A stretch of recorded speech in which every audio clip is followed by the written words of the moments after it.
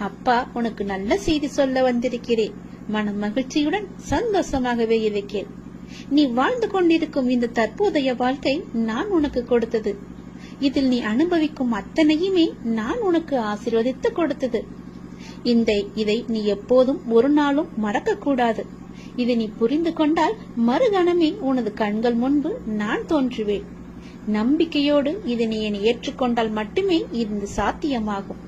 உன்னை தேடி உனது இல்லம் நாடி உன்னுடன் சேர்ந்து சாப்பிடுவதற்கு நான் வந்து கொண்டே இருக்கின்றேன்.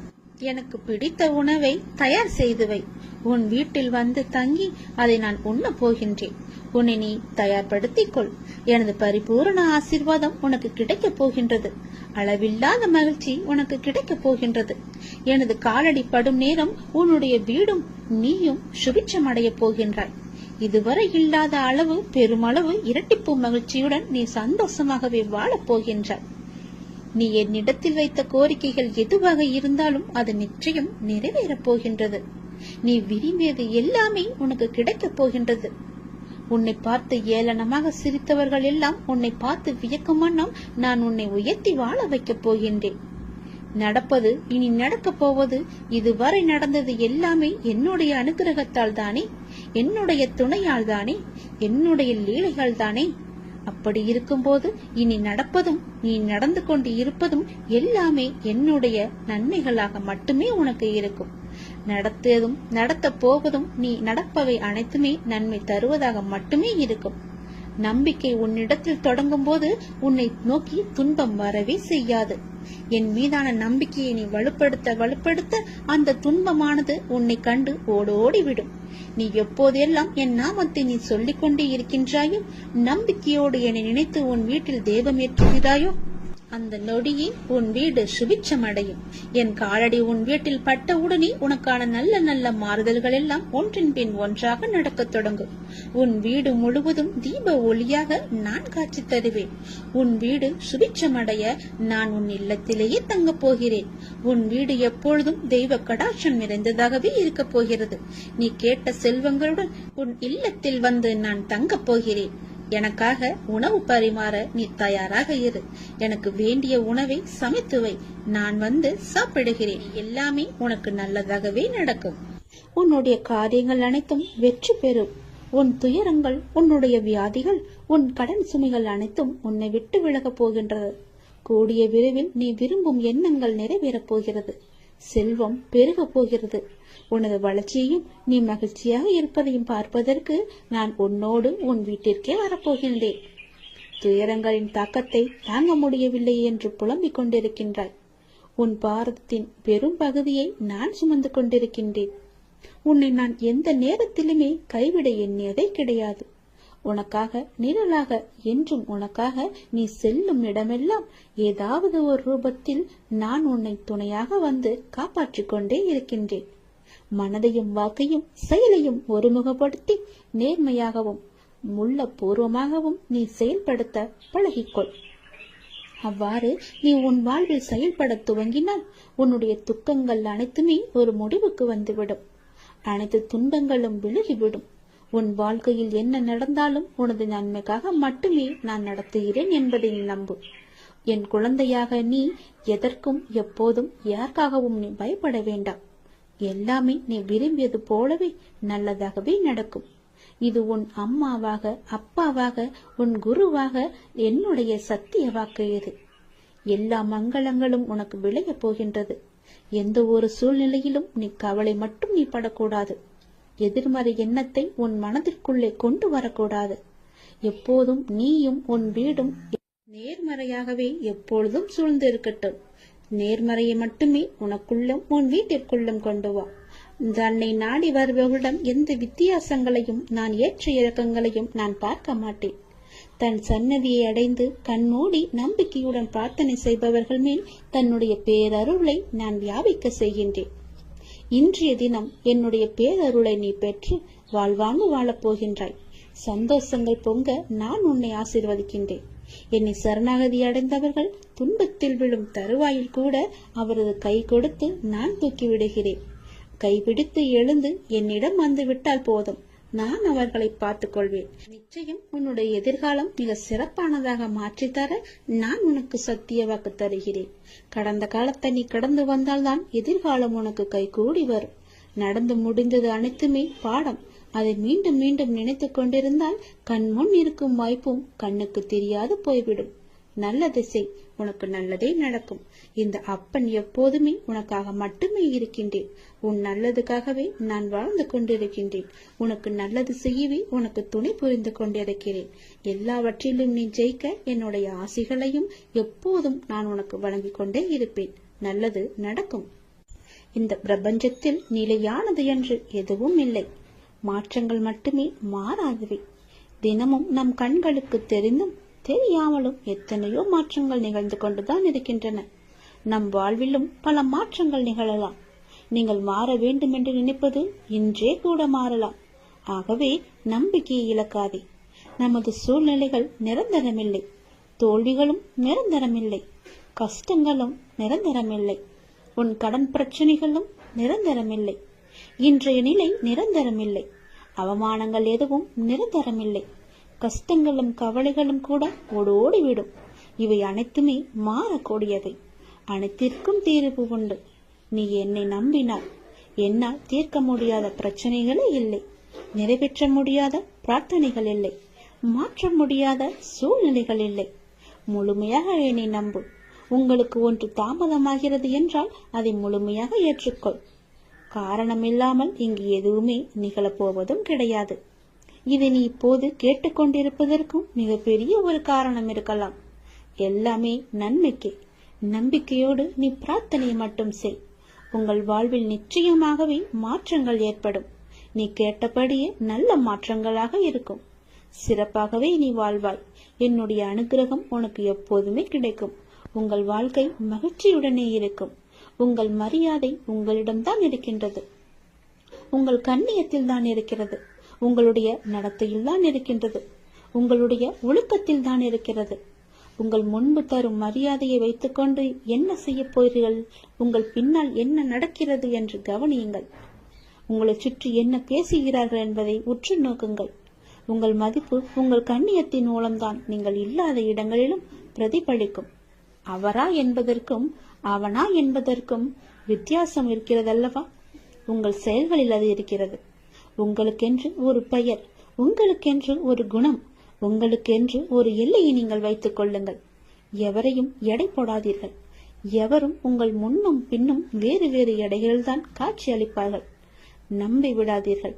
யாரையுமே நீங்கள் நம்பி விடாதீர்கள். பெயரை வைத்துக்கொண்டு என்ன செய்ய போகிறோம் என்று நினைக்காதே. அதுவே உங்களின் ஒரே நிம்மதி. நாம் என்னும் உயர்ந்த எண்ணங்கள் நம்மை சிறந்த மனிதராக மாற்றுகிறது. நமது வார்த்தைகளை நம்மை விளைவி கொடுக்க வைக்கிறது. செயல்கள், உறவுகள் அனைத்தும் நம் எண்ணங்களின் உருவங்கள். உன்னதமான எண்ணங்கள் தான் நம்மை எப்படி என்று தீர்மானிக்கிறது. நம் ஆளுமையை அதிகரிக்க செய்கிறது. எண்ணங்களின் உன்னதத்தன்மையால் பரமமான இந்த உலகில் வசிக்கும் இறைவனை நம் மனம் அடைகின்றது. அவரது அருகாமையை ஆன்மாவின் அனைத்து தேவைகளையுமே பூர்த்தி செய்கிறது. தப்பிக்க முயற்சி செய்யும் போது சூழ்நிலைகளின் கடினம் அதிகரிக்கின்றன. நாம் அதை எதிர்கொள்ள துணிந்தால் சூழ்நிலைகள் பணிந்து சாதகமாக மாறிவிடும். ஆனால் ஆன்மீக மனோபாவம் மிகவுமே அவசியம். இறை நினைவால் உருவாகும் தைரியம் உண்மைக்கு வெற்றியை முழு பரிசாகவே தரும். அதனால் இறை நினைவால் எப்போதுமே இறைவனுடன் நாம் ஐக்கியமாகுவது போல அவர் மீது முழுமையான நம்பிக்கை கொண்டு ஒவ்வொரு செயலையுமே நாம் செய்து வந்தால் நிச்சயம் வெற்றி நமக்கு பரிசாக வரும். எண்ணங்கள் தான் நமது எதிர்காலத்தை தீர்மானிப்பதில் மிக பெரிய பணியை செய்கின்றன. ஒருவரை பற்றி நமக்கு ஏற்படும் நல்ல சிந்தனையோ கெட்ட சிந்தனையோ அவரை தீர்மானிப்பதில்லை, நம்மையே தீர்மானிக்கின்றன. எனவே வாழ்க்கையில் வெற்றி பெற விரும்புகிறவர் என்றும் எப்போதும் எல்லா நேர்மறையான சிந்தனையையே நாம் வளர்த்துக் கொள்ள வேண்டும். அப்படி இருந்தால் நமக்கு எதிர்ப்புறம் இருப்பவரும் வளர்வார், நாமும் வளர்ந்து எல்லோரும் போல நன்றாகவே இருப்போம். நிம்மதி நம்முடன் எப்போதுமே நிலைத்திருக்கும். குழந்தையே, ஒருவர் வியாபாரம் செய்ய முடிவெடுத்து தன்னுடைய குருவை நோக்கி சென்றார். செய்யலாமா வேண்டாமா என்று தீர்மானிப்பதற்காக அவரிடம் கேட்பதற்காக சென்றார். தம்முடைய ஊருக்கு வந்த சன்னியாசி ஒருவரை சென்று சந்தித்து தனது நிலைமையை சொல்லி புலம்பினான் ஒரு வியாபாரி. நீ வியாபாரம் செய்ய வேண்டும் என்று முடிவு செய்தது தவறல்ல, என்ன வியாபாரம் செய்ய வேண்டும் என்று முடிவு செய்ததுதான் தவறு. மக்களுக்கு எது அன்றாடம் தேவைப்படுகிறதோ, எது வாங்க வாங்க தீர்ந்து போகின்றதோ அதை நீ வியாபாரம் செய். உன் பிரச்சனை முடிவுக்கு வரும். நான் வடக்கே யாத்திரை செல்கின்றேன். 2 மாதங்களில் திரும்ப வருவேன். அப்போது வந்து என்னை மீண்டும் பார் என்று ஆசி கூறிவிட்டு சென்று விட்டார். இவனுக்கு அப்போதுதான் உண்மை புரிந்தது. மக்களின் தேவையை அறிந்து கொள்ளாமல் நமக்கு சுலபமாக இருக்கிறது என்று நாம் முடிவு செய்து இத்தனை நாள் வியாபாரம் செய்து வந்தோம். அதனால்தான் தோல்வியும் ஏற்பட்டது என்று உணர்ந்து கொண்டான். தொடர்ந்து தனது மனைவி மற்றும் நலம் விரும்பிகளுடன் ஆலோசித்து அந்த ஊரில் ஒரு காய்கறி கடையை திறந்தான். பக்கத்து ஊர்களுக்கு சென்று காய்கனி வகைகளை வாங்கி வந்து தனது கடையில் நியாயமான விலைக்கு விற்றான். இதைத் தொடர்ந்து வியாபாரம் சூடுபிடிக்க ஆரம்பித்தது. அவனுக்கு வாடிக்கையாளர்களோ பெருகினர். துறவியின் வாக்கு பழித்ததை எண்ணி அவன் மகிழ்ச்சி அடைந்தான். அவருக்கு மானசீகமாக நன்றியும் கூறினான். இந்த நிலையில் இவனது வியாபாரத்தை பற்றி கேள்விப்பட்ட பக்கத்து ஊர் செல்வந்தர் ஒருவர் இவனது கடைக்கு எதிரே இருந்த ஒரு காலி நிலத்தை வாங்கி அந்த இடத்தில் மிக பிரம்மாண்டமான கட்டிடம் ஒன்றை கட்ட ஆரம்பித்தார். தனது கடைக்கு எதிரே புதிய கட்டிடம் ஒன்று கட்டப்படுவதை பார்த்த இவன் என்ன ஏது என்று விசாரித்த போது மிக பெரிய பலசரக்கு கடை ஒன்று அங்கு வரப்போவதாகவும் அங்கு காய்கறி முதல் மளிகை சாமான்கள், வீட்டு உபயோகப் பொருட்கள் என அனைத்தும் கிடைக்கும் என்றும் கூறினார்கள். அதை கேட்ட இவனுக்கு அடிவயிறோ கலங்கியது. இத்தனை ஆண்டுகள் நஷ்டத்தில் வணிகம் செய்து வந்தோம். இப்போதுதான் ஓரளவு வியாபாரம் சூடு பிடிக்க ஆரம்பித்திருக்கிறது. இந்த நிலையில் இப்படி ஒரு போட்டியா? நான் என்ன செய்வேன் என்று தத்தளித்தான். இந்த கடை கட்டி முடிக்காவிட்டால் எல்லோரும் இதற்குதானே செல்வார்கள். என் கடையை யார் எட்டி பார்ப்பார்கள்? இறைவா, இது என்ன சோதனை என்று கலங்கி தவித்தான். இந்த நிலையில் அந்த சன்னியாசியும் தனது யாத்திரை முடித்து திரும்பினார். அவரிடம் சென்று நடந்ததை விளக்கி, நான் இப்போது என்ன செய்ய வேண்டும் என்றார். ஒன்றும் வேண்டாம், நான் சொல்வதை போலவே செய். தினமும் காலை உன் கடையை திறக்கும் போது இன்று எனக்கு வியாபாரம் நன்றாக நடக்க வேண்டும் என்று கடவுளை பிரார்த்தனை செய். அப்படியே எதிர்ப்புறமும் திரும்பி அந்த புதிய கடையிலும் நன்றாக வியாபாரம் நடக்க வேண்டும் என்று பிரார்த்தனை செய். ஒப்புக்காக பிரார்த்திக்காமல் மானசீகமாக அதை விரும்பு. நல்லதே நடக்கும் என்றார். என்ன இப்படி சொல்கிறீர்களே என்று அவரும் ஒரு நிமிடம் குழம்பி போனார். என்னது, எனது போட்டியாளரும் நன்றாக இருக்க வேண்டும், அவருக்கும் நன்கு வியாபாரம் நன்கு நடக்க வேண்டும் என்று பிரார்த்திப்பதா என்று கேட்டார். ஆமாம், நீ அவருக்கு கூறும் ஒவ்வொரு வாழ்த்தும் நல்ல எண்ணமும் உனக்கே பன்மடங்காக திரும்ப வரும். அதே போல அவருக்கு நீ தீமை நினைத்தால் அதுவும் உனக்கே திரும்ப வரும் என்றார். அதே போல அவர் எங்கேனும் சந்திக்க நேர்ந்தால் ஒரு போட்டியாளரை பார்ப்பது போல் பார்க்காது, ஒரு நண்பரை நலம் விரும்பியை பார்ப்பது போல பார்த்து ஒரு புன்னகை செய் என்றார். அந்த சன்னியாசி மீதும் அவரது வார்த்தைகள் மீதும் இவனுக்கு பெரும் மதிப்பு உண்டு என்பதால் அவர் கூறியதை போலவே தினமும் முழு மனதுடன் தனக்காகவும் அந்த எதிர்கடைக்காரருக்காகவும் பிரார்த்தனை செய்து வந்தார். அந்த எதிர்கடைக்காரரை பார்க்கும் போதெல்லாம் புன்னகை செய்தும் வந்தான். இதன் பயனாக நாளடைவில் இருவரிடமும் ஒருவித நட்பு ஏற்பட்டுவிட தனது கடைக்கு காய்கறிகளை கொள்முதல் செய்யும் பொறுப்பை இவரிடம் விட்டுவிட்டார் அவர். விளைவு, இவனுக்கு பன்மடங்கு வியாபாரம் கிடைத்தது. நாளடைவில் இவன் கடையும் வளர்ந்து ஒரு மிகப்பெரிய காய்கறி சந்தையாகவே மாற்றிவிட்டான். ஒரு நேர்மறையான அணுகுமுறை, மனோபாவம் எந்த அளவு அவரது வாழ்க்கையை மாற்றியிருக்கிறது என்று பாருங்கள். நாம் இந்த உலகத்தில் தனியாக இல்லை. ஒவ்வொரு விஷயமும் ஒன்றுக்கொன்று பிணிந்தவைதான். நமது தான் நமது எதிர்காலத்தை தீர்மானிப்பதில் மிக பெரிய பணி செய்கின்றன. ஒருவரை பற்றி நமக்கு ஏற்படும் நல்ல சிந்தனையோ கெட்ட சிந்தனையோ அவரை தீர்மானிப்பதில்லை, நம்மையே தீர்மானிக்கின்றன. எனவே வாழ்க்கையில் வெற்றி பெற விரும்புகிறவர் என்றும் எப்போதும் எல்லா நேர்மறையான சிந்தனையையே நாம் வளர்த்துக் கொள்ள வேண்டும். அப்படி இருந்தால் நமக்கு எதிர்ப்புறம் இருப்பவரும் வளர்வார், நாமும் வளர்ந்து எல்லோரும் போல நன்றாகவே இருப்போம். நிம்மதி நம்முடன் எப்போதுமே நிலைத்திருக்கும். உன் மீது எனக்கு இருக்கும் அன்பானது எல்லையே இல்லாதது. நீயே என்னை மறந்தாலும் நான் உன்னை மறக்க மாட்டேன். நீயே என்னை விட்டு விலகிச் சென்றாலும் நான் உன்னை விட்டு விலகிச் செல்லவே மாட்டேன். நீ எனக்கு எவ்வளவு முக்கியம் என்று எனக்கு மட்டும்தான் தெரியும். எப்பொழுது விட்டு கொடுக்க வேண்டும், எப்பொழுது பிடிவாதமாக இருக்க வேண்டும் என அறிந்து வாழ்வதும் ஒரு கலைதான். கவலைகளுக்கு பெரிதாக முக்கியத்துவம் கொடுக்கவில்லை என்கின்ற போது அதுவும் பெரிய அளவில் கஷ்டத்தை நமக்கு கொடுப்பதில்லை. அதை நீ புரிந்து கொள். கடந்த காலகட்டத்தில் தவறாக எடுத்த பல முடிவுகளின் விளைவுகள் தான் நிகழ்காலத்தில் நிதானமாக முடிவுகளை எடுக்க நமக்கு நிர்பந்திக்கும். அதை நீ யோசித்து வைத்துக்கொள். மன அமைதி வேண்டுமானால் எவருடைய வார்த்தைக்கும் நீ மறுத்து பேச வேண்டாம். அமைதியாக இருந்தாலே போதும். சிறிது காலமாக உனக்குள் இருந்த மனப்போராட்டத்திற்கு இப்போது விடை கிடைக்கும் நேரம் வந்துவிட்டது. அதற்கான விடையை தேடி நீ எங்கும் போக வேண்டாம். அதுவே விடை தேடி வந்து கொண்டிருக்கிறது. இதை நோக்கி உன்னை வேண்டி என்னிடம் வந்து நின்றாயும் அதனை உனக்கு அள்ளித்தர நான் வந்திருக்கிறேன். மன நிறைவுடன் நான் அள்ளி அள்ளி கொடுப்பதை நீ பெற்றுக்கொள். நீ வாழ்ந்த இந்த வாழ்க்கையில் பலவற்றை நீ இழந்து விட்டாய். ஆனால் இன்று இழந்ததை புதுப்பித்துக் கொடுக்க நான் வந்திருக்கின்றேன். தன்னை பற்றி பிறர் நல்விதமாகத்தான் நினைக்க வேண்டும் என்பதை நீ எப்பொழுதும் விரும்பக்கூடாது. உன்னுடைய இயல்பு மாறாமல் நீ இரு. படைத்தவருக்கு தெரியும் யார் சிறந்தவன் என்று. தனிமையில் அழுகை, காரணம் தெரியாத சோகம், நலமா என கேட்டால் கொட்டிவிட தயாராய் இருக்கும் கண்ணீர், அத்தனையிலிருந்தும் நான் உன்னை கண்டிப்பாக விடுவிப்பேன். நான் உனக்கு துணையாக இருக்கின்றேன். கதறி அழுதது எல்லாம் போதும்.